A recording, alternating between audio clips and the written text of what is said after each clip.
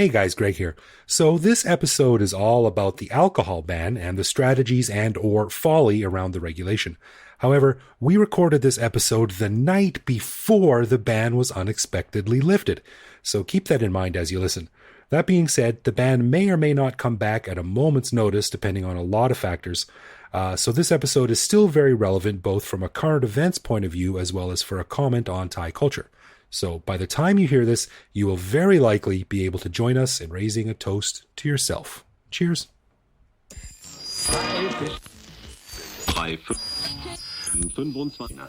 On this episode, we discuss Thailand's alcohol ban and whether it makes sense as an antivirus strategy.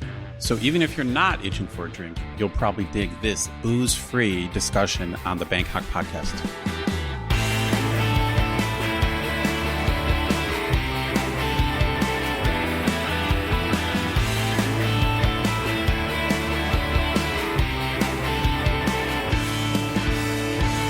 Sawadee krap, this be the Bangkok podcast. My name is Greg Jorgensen, a Canadian who came to Thailand in 2001 on a quick vacation and decided to stay once I found out that sales tax in Thailand is included in the price on the tag, which it ain't in Canada. Genius. And I'm Ed Knuth, an American who came to Thailand on a one-year teaching contract 19 and a half years ago, fell in love with eating at street-side restaurants and the excitement of not knowing if my little plastic stool would collapse or not while I was eating. And I'm sure it's worse for you, Greg. No offense. What are you saying?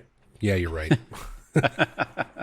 All right, I want to say a quick thank you to one of our patrons, Jason Reed, who supports us at the show shoutout level. Stick around after we're done talking about Thailand's booze ban and whether it makes sense or not to hear why Jason makes us frightened, jealous, and thankful all at the same time. A huge thanks to all of our patrons like Jason who support the show.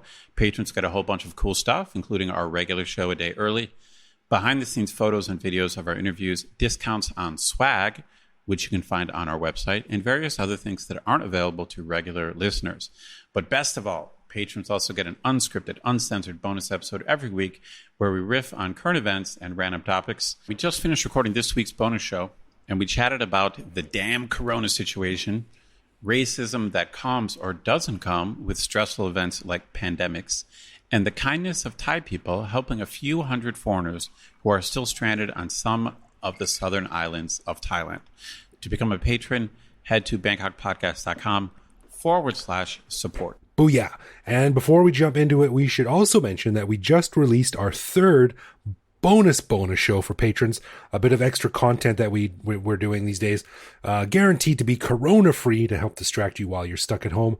This time I was joined by my good friend Daniel Fraser, entrepreneur, actor, and man about town, and we had a very fun and insightful conversation about Thai culture, the TAT, and why Thai soap operas are so bad while Thai commercials are so awesome.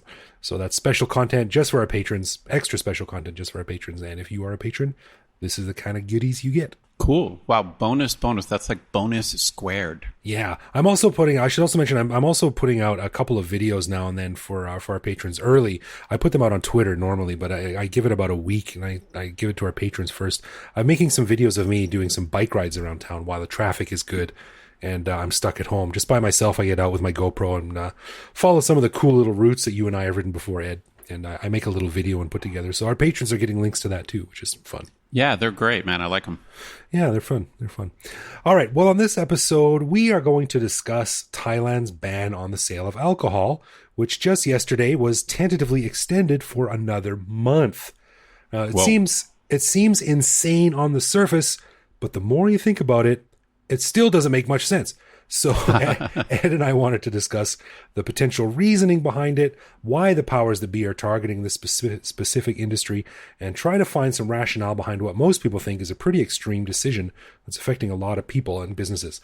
And we also hear from one of our patrons, a good friend of mine, who kicked his own alcohol addiction some years back to help us get some insight into the issue. So Ed, do you want to give us a summary of what the latest is on the ground? Yeah, sure. So it's been... it hasn't been a full month because it didn't start on April 1st, right? So it's probably been about 3 weeks now. Is that about right? Yeah, as we record this, about that. Yeah. It's been about 3 weeks where there's been a complete ban on the sale of alcohol. It started province by province, but then it got extended to the whole country, I believe. Yeah, much like the coronavirus itself. It started with Right. like one province, and then it quickly spread throughout the country. That's right. So when we first talked about this, we were joking about how you could make kind of border runs to the next province, but that got squashed, and the alcohol ban became countrywide. And it's pretty absolute, because I happen to be in a nice hotel, a 5-star hotel, and sometimes hotels are exempt from alcohol bans. Like on Buddhist holidays, there's no sales of alcohol, but they still sell alcohol in hotels on Buddhist holidays. Right. You know, so if you go to like a ritzy bar or in like the Marriott, you can buy alcohol on a Buddhist holiday. So I happen to be in a nice hotel, and I chatted with them. I was like, "Hey, are you guys selling alcohol?" And they were like, "No, not at all." So it's been about 3 weeks, and then as you mentioned, there was just a new announcement that it looks like it's going to be another 30 days. Although they did say that they could lift it earlier than 30 days if they decide they want to. So to say the least, this alcohol ban has been extremely controversial. And, my idea for this show came from reading some articles that were kind of discussing whether it actually made sense as a way to fight the virus. Because throughout the world, there's not many countries that have made an alcohol ban part of their strategy to fight the coronavirus. Now, you and I, before the show, we were trying to get a definitive list of all the countries that have banned alcohol, and we couldn't really find a good one. Right. But, there were some African countries like Botswana, I think South Africa.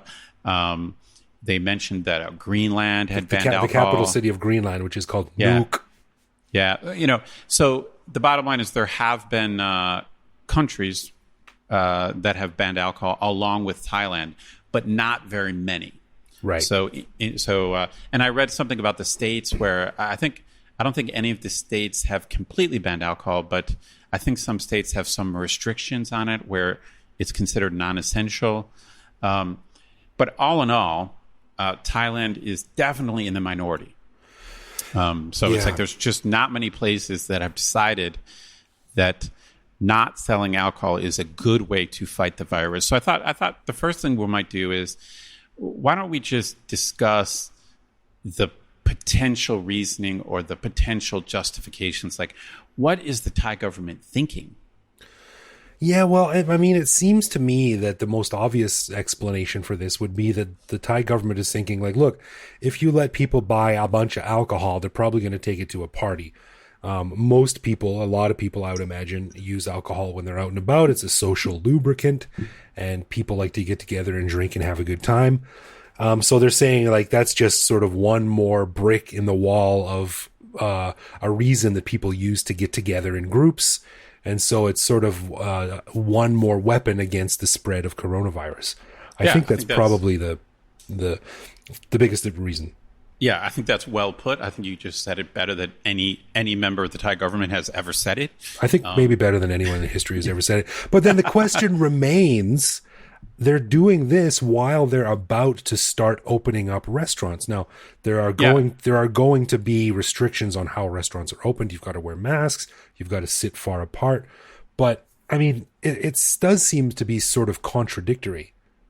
Yeah, okay. Before I agree, but before we get to that, I just want to talk about that reason.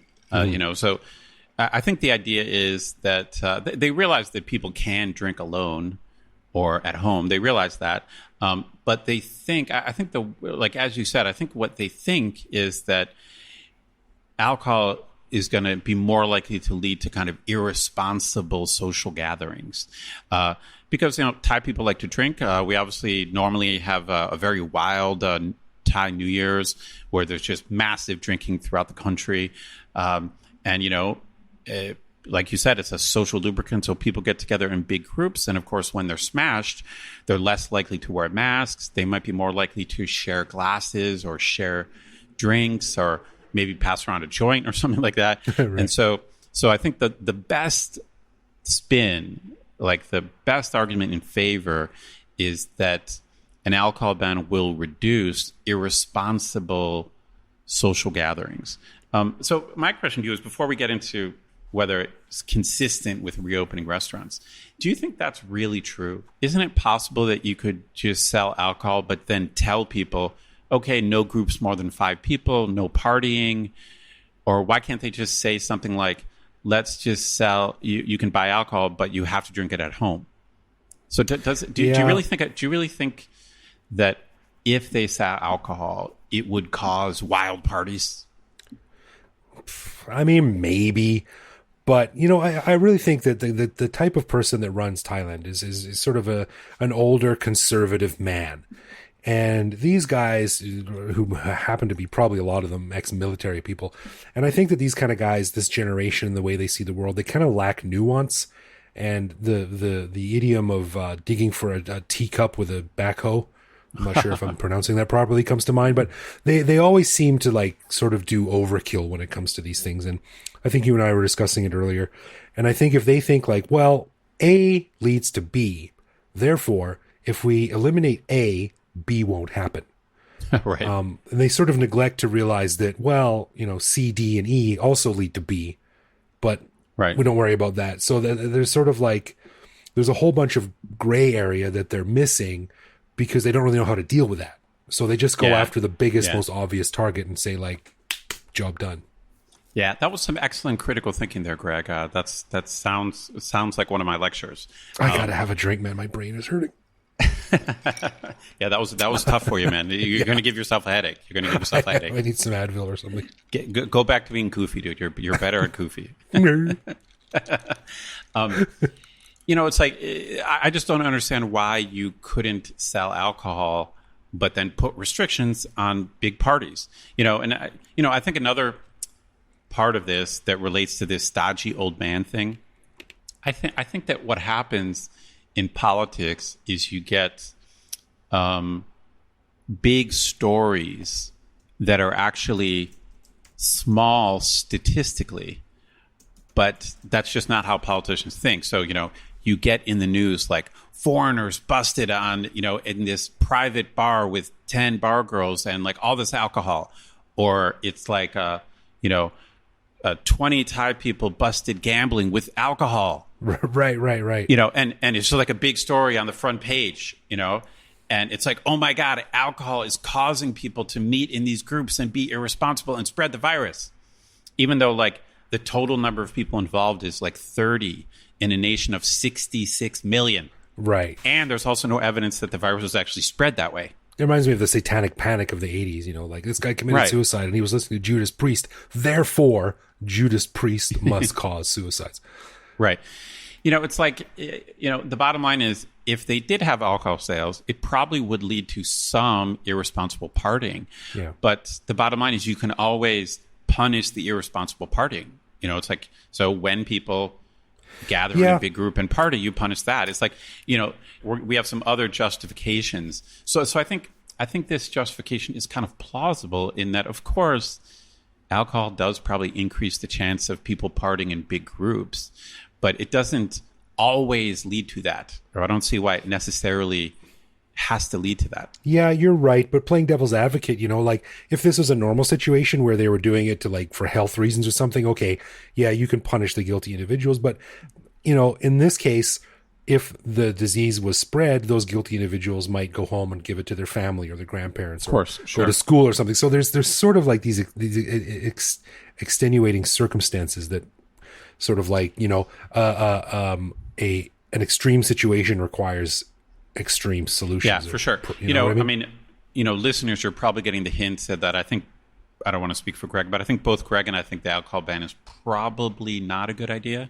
But I don't think it's crazy. Like there's been some stories recently just talking about how crazy and irrational this alcohol ban is, and it's just totally wrong-headed. I don't agree with that. I think we're going to go through a couple more arguments. I think there's some plausible reasons for it. We already discussed one. Yeah.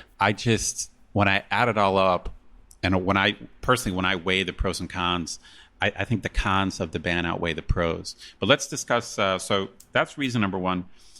reason number 2 is interesting. So I did a little bit of research before the show, and I found a WHO, World Health Organization. This was the regional office in Europe, and they published a kind of a white paper on their position on alcohol bans. So this is the WHO, allegedly professional scientists, and it was, do they think it's a good idea to fight the virus? And they said yes, an alcohol ban is a good idea.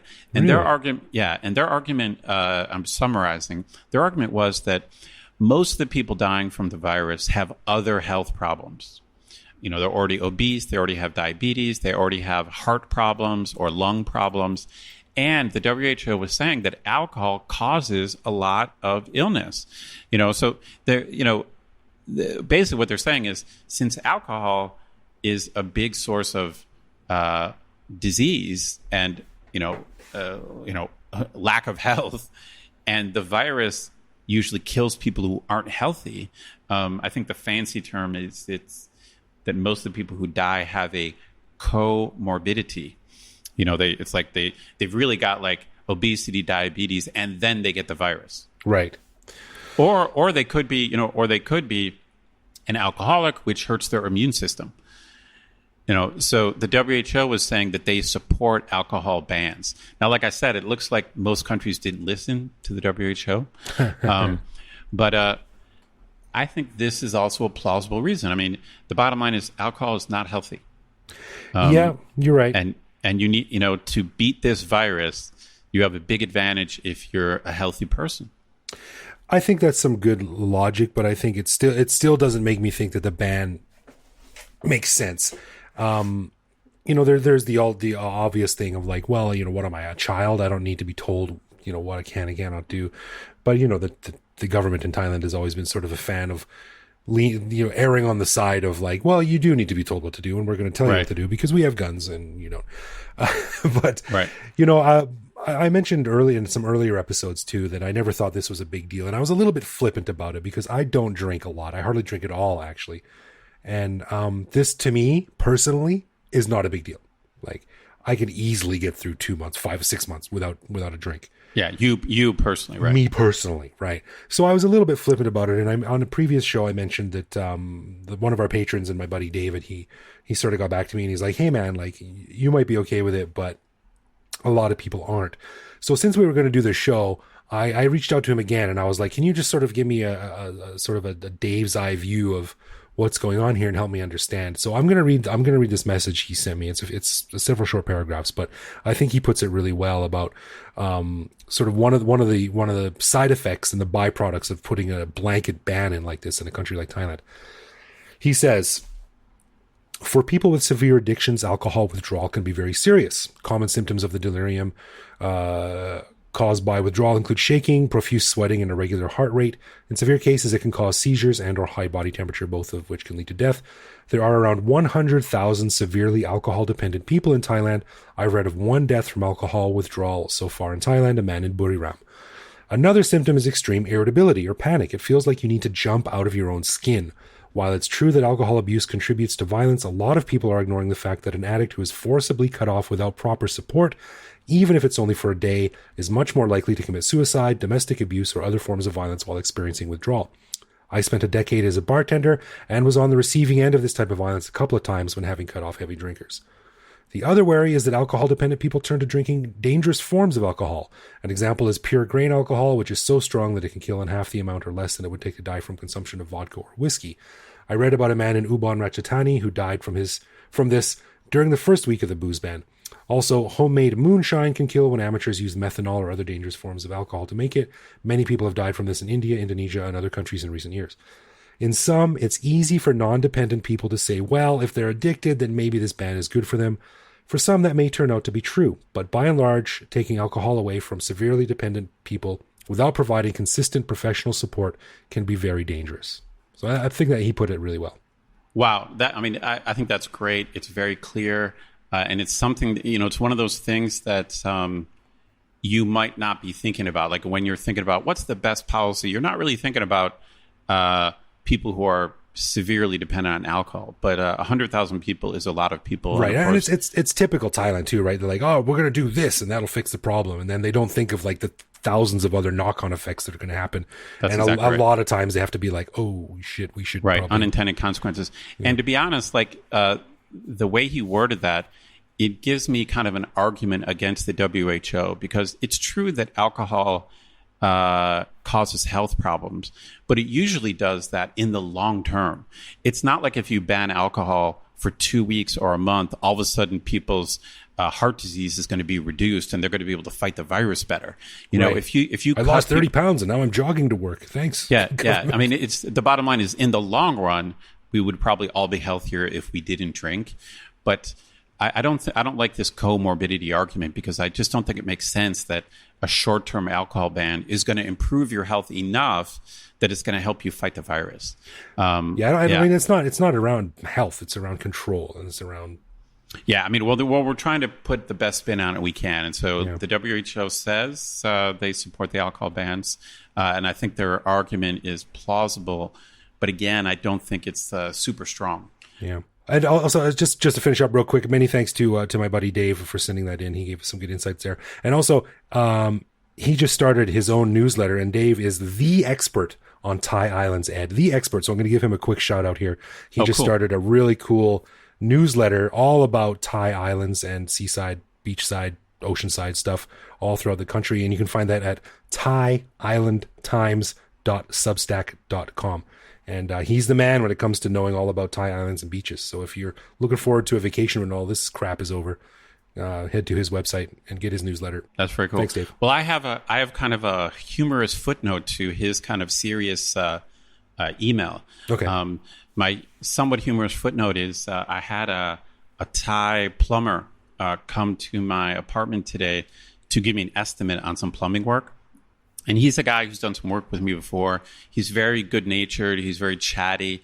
But for some of the past work that he did for me, I got a vibe from him that he might be intoxicated. Like he didn't come in like really sloppy drunk, but he just had that kind of glow to his face, you know, when he came in to do work for me before, that I was like, oh, geez, this guy might have had a few pops already. So he didn't come in and like give you a high five and do an air guitar in the bathroom or something like that, right? I just was like, hey, this guy might have had a drink or two.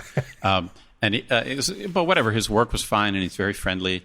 And he came in today and gave me an estimate. And, it was 11 a.m. in the morning. And he saw a bottle of Jack Daniels on my table. And I'm not joking. His eyes lit up like it was Christmas morning. I'm not joking. He saw it and he immediately started chatting. You know, my Thai's not that good, but he basically in Thai, he's yammering at me like, oh my God, I haven't had a drink in 2 weeks. Nobody is selling. He basically made it clear to me that like mom and pop shops are not selling. Like I thought maybe underground there'd be a way, but he basically told me like he cannot find booze at all. Like really? he's cut off. And I don't know if he's literally an alcoholic. He's hopefully hasn't had the problems that Dave mentioned in his email. But basically, he asked if he could have some of my booze. And so I couldn't say no. And it was pretty fascinating. Like he was just so happy pouring the whiskey into the glass. And he just drank the Jack straight. And eventually I gave him some ice, you know, to make it a little bit. It's 11 a.m.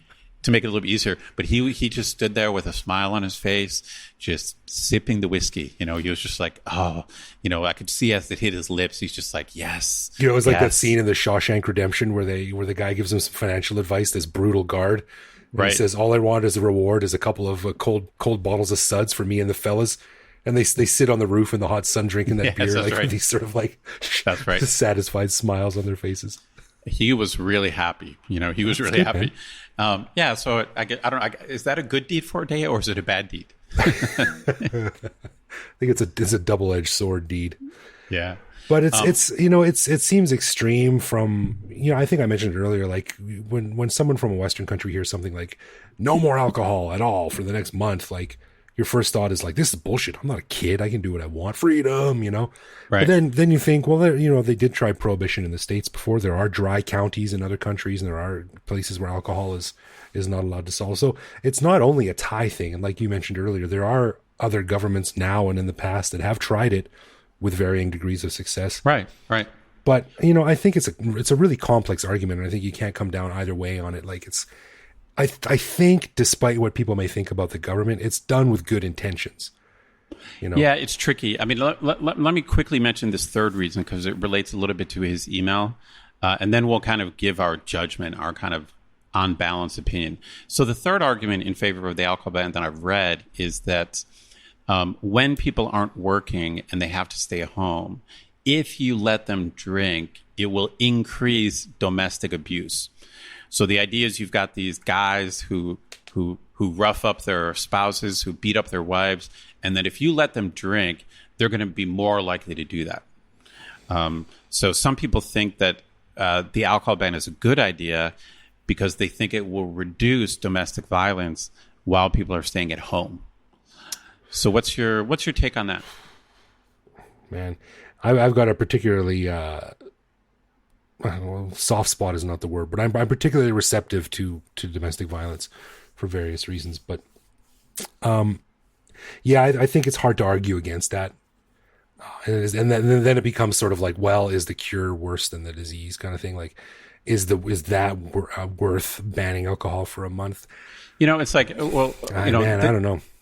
You know, this is why I think Dave made a good point, because he said, actually, if you take alcohol away from some guys who are used to it, they can become more violent. So it's not totally clear that you actually will reduce domestic violence when you take alcohol away. And then another thing that dawned on me is, you know, domestic violence is a huge problem in many countries that don't sell alcohol. Like, domestic violence is a huge problem in Saudi Arabia, and they don't have alcohol at all. Right. You know, so I like you, I'm very sympathetic to this idea that we have to protect women from violent men who might get drunk and beat them up. But the bottom line is, the problem is that those guys are assholes. Like, yes. You know, well, you know, there's this story that just came out today on the Pattaya One website. Surprise, Pattaya. But it says a British tourist has been arrested after allegedly throwing his Thai wife off a balcony after he grew aggravated due to the coronavirus lockdown, which I imagine was in no small part to the booze ban as well. He said he was detained after his partner plunged from the 7th floor of the apartment block in Rayong. Wow. She didn't die, but you know, this guy lost it. He got to the end of his rope and he flipped. Yeah, you know, it's a tough call. I mean, I'm sure in some cases that alcohol increases domestic violence, but like removing it also could cause domestic violence. So I'm not sure. You know, it's like you, I'm sympathetic, but it's really hard to weigh that into the whole picture. Yeah. You probably kind of figured out what I think, but my main reason against it is that I think the alcohol ban really hurts small businesses badly. Huge. Especially in Thailand. I mean, and I think this is one reason why the Thai government made a mistake, is because it really depends on the type of economy you have. And I think in other economies, an alcohol ban might not be so harmful. But I think here, it just hurts so many people. Like, so many people rely on the restaurant, bar / entertainment industry. Like, I mean, I don't even know the numbers, but I would not be surprised if out of 66 million people, if like 5 to 10 million people work in bars, restaurants, go-go bars, like some type of entertainment thing where alcohol is sold. You know, the bottom line is when so many of those businesses are shut down right now, and that means that they either have to fire their employees, or they have to continue to pay their employees when they have no revenue, which means that the business might not survive. So a lot of bars and restaurants may never be able to reopen here, and people may permanently be out of work. Right. And, you know, this reminds me of a tweet I saw today by my buddy Jarrett Risley, who owns, Pepina Pizza and Appia, which is my favorite restaurant in Bangkok, and Soul Food Mahanakan. Like, he's a very successful restaurateur and chef in Bangkok. Really nice guy. But he sent a tweet out that said, if restaurants are to open now and pay their staff, plus rent and utilities and supplier debts, and cannot sell alcohol and lose at least half their seats due to social distancing, and must close at 9 p.m. to obey curfew, can someone explain to me how the hell this might work? Which is a very good point. Yeah, I think it's just, and especially in Thailand, because I think it's a huge part of the economy. Yeah. You know, the restaurant business, the entertainment business, the nightlife business. I think it hurts. It hurts a huge number of people, and it's unclear how many of those businesses are going to actually go out of business. Yeah. And so, you know, when I balance these issues, I think it makes much more sense to, you know, encourage responsible drinking. I mean, this is kind of the, you know, you and I were joking before the show about how alcohol causes a whole bunch of problems, Yeah. but then it's also a solution to a lot of problems. I mean, it reduces a lot of stress. Famous Homer Simpson quote. Right. Yeah. You got your Homer Simpson quote. So I think what the government should do is they should allow alcohol sales, but then punish people who go too far. Like they should arrest people who gather in groups that are too big, or don't social distance, or don't wear a mask, that kind of thing. To me, that kind of middle path makes sense. I mean, I think it balances the pros and cons better. It's very Buddhist too, right? The middle path. There you go, the middle way. You know, one thing that's also interesting that I have to think about here is that, you know, the booze producers, these breweries and these big alcohol companies are some of the biggest in Thailand, run by some of the richest families in Thailand. I'm surprised that they were like, you know, they didn't sort of have a back channel and say like, no, this is not happening. I agree. I agree. I remember, in fact, I still have the message. If I scroll back on Facebook, in the early days, I was chatting with some of my friends, actually people you know. We were chatting about this, and I said, you know, the big Thai liquor companies, you know, Sing and Chang, you know, Boon Rawd, like the big breweries. I'm like, they'll never allow an alcohol ban. Right. That's what I thought. I guess it was a game of chicken. I'm sure those companies are hurting, but the bottom line is they're major corporations with huge assets. You know, so I'm not really worried about them. I mean, I guess maybe I might be worried about their employees, some of their employees, but I'm more worried about the small businesses. I mean, there's restaurants like Jared's that have there's just hundreds of thousands of those businesses and millions of people, and it just. The bottom line is a significant percentage of the Thai economy, it runs on booze. And, you know, in a perfect world, that wouldn't be true. And, you know, it's not that alcohol is it's like an actual good. It's just, I think in a situation like this, you know, one simple way to put it is out of 200 countries in the world, you know, less than 10 have decided that this is a good idea. That's a good way to put it. So what's your ultimate verdict on this then? I would say sell alcohol, but enforce like responsible drinking, social distancing, you know, ban big parties, you know, ban stuff like the full moon party, you know, that kind of stuff, crack down on like gambling dens and, you know, keep the sports arenas closed. But open up bars and restaurants, I think makes sense. And, you know, they might end up doing that. I mean, so far they've just tentatively extended the ban for 30 days, but they might open up before then. We'll see. Yeah, I think, like I said, despite what many people think about governments and that they never think of the little person, but I think this was probably done from a position of trying to do something good. Like they meant well, but I think like a lot of times in Thailand, they never really consider all the nuances and ways that it could go wrong and things that knock-on effects that it could have. So I think they need to be a bit more nuanced when they make decisions like this. Like David said, there's a lot of people who are really hurting. And not everyone is for sure. Is like me. I guess I'm relatively lucky in this, and you and I are relatively lucky.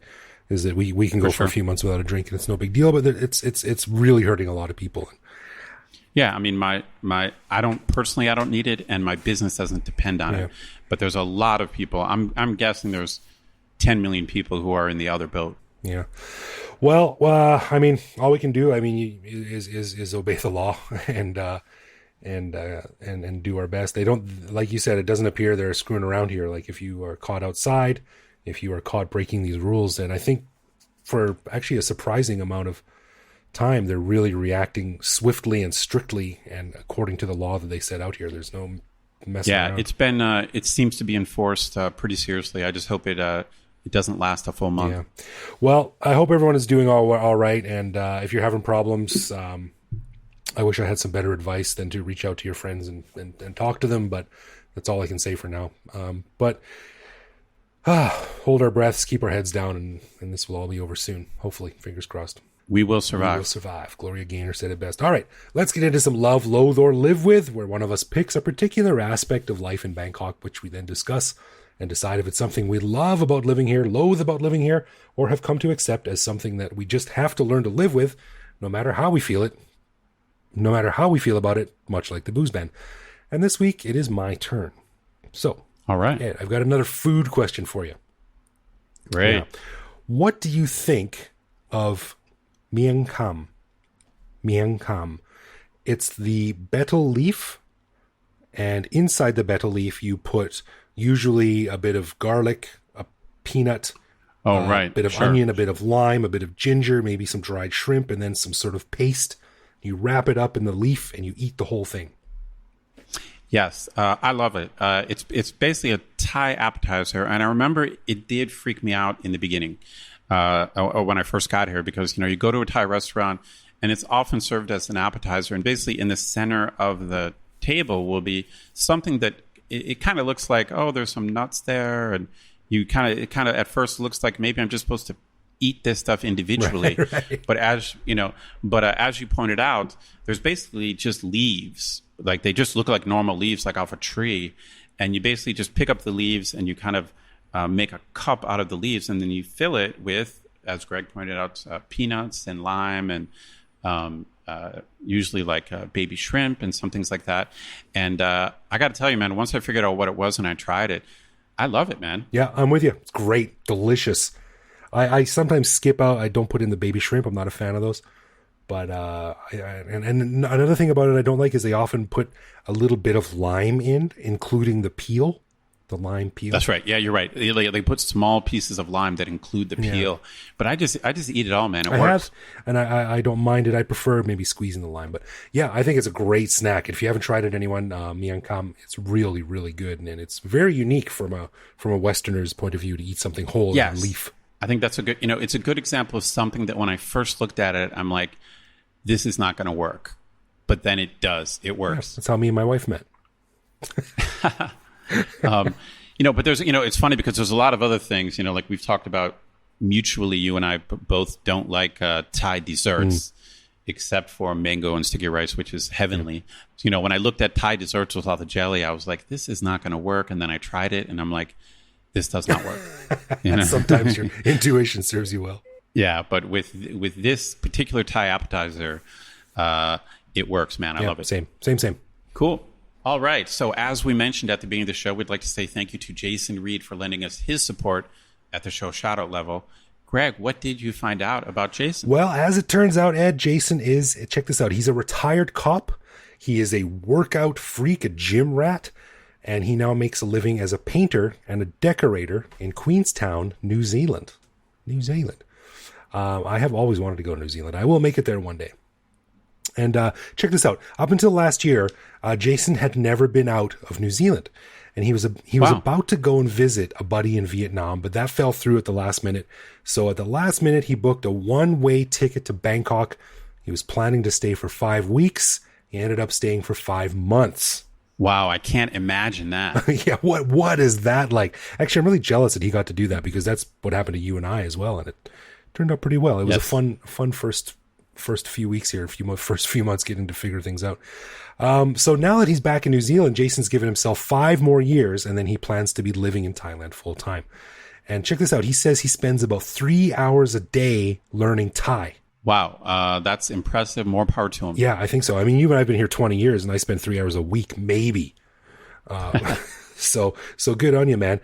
And I said, so what kind of a funny story have you got for me? And he said, he has this really hilarious story that I laughed out loud when I was reading. He said, check this out. He went to his first Thai massage ever, and the woman gave him a little package. And you know how you take your clothes off and they give you some clothes. Right. And he gave him this little package and he opened it up and he thought it was a hairnet. Like it had this little skimpy little plastic package inside, and he pointed at his head, and this woman laughed at him and smacked him on the arm like, "Oh, you so crazy." And it was actually the underwear that they make you wear, like the little paper underwear. Funny, right? Yeah, right. So anyway, he said he squeezed into those. So this woman comes in and she starts massaging him, and she was like this prim and proper 50-year-old woman. And it was a legitimate massage. After a few minutes, she mentions something in Thai and excuses herself out of the room. And he's thinking like, oh, she probably just needs to go and get some more oil or something like that. So she steps out of the door, and just outside the room, which has paper thin walls, she lets this ripper fart go. Oh, really? Wow. Yeah. Okay. So she came back in like nothing was happening. And so he said he spent the rest of the massage trying not to laugh and make things uncomfortable. I think that might just hurt the mood a little bit. Maybe, but like, can you imagine? Just, oh God. That is pretty funny. At least she stepped out. So yes, that's good. That's a good thing. So anyway, Jason handled it like a champ, and he stayed here for 5 months. But the reason at the beginning of the show I said that Jason frightens us, makes us jealous, and makes us thankful all at the same time. The reason he frightens me is because he's an ex-cop and a gym freak. Anyone who's those two things is probably going to be able to kick my ass pretty easily. He makes me jealous because he probably already reads Thai better than me. Even though he's only been here for 5 months, he spends 3 hours a day. And he makes me thankful because he's one of our sweet, sweet patrons. So, there you go. Yeah, so our feelings are really mixed on our buddy Jason Reed. But he said he's planning on another trip here when all this corona crap dies down. And we will definitely make time for a beer for you, sir. And thanks for your support, man. Jason, we really appreciate it. We hope things are going well down there for you. And when you are back in Bangkok, let us know. You can teach us some Thai, and we'll buy you a beer. Yeah, but no massage. We're not doing that. We're not doing it, no massage. None of that. You can keep those paper underwear to yourself. All right. A final thanks to all of our patrons who will keep the show ad-free. Patrons get a ton of cool perks and the warm, fuzzy feeling knowing that they're helping support the show. Find out more by clicking support on our website. And connect with us online. We're Bangkok Podcast on social media, bangkokpodcast.com on the web, or simply bangkokpodcast@gmail.com. We love hearing from our listeners and always reply to our messages. Right on. You can also listen to each episode on YouTube. You can chat with us online, or you can even reach out to me directly on Twitter if you want, where I go by the name of BKK Greg. So thank you for listening, everyone. We appreciate your ears. Stay safe, wash your hands, and we'll see you next week. Yep, we'll see you next week.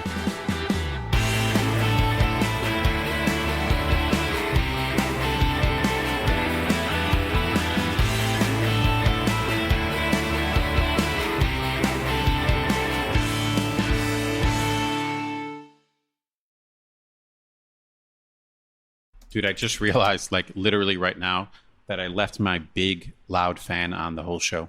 Oh, really? I was, like, sitting here going, wow, I just don't seem, like, really hot like I normally do at the end of the show. And then I'm like, oh, shit, because I left the airplane engine blowing.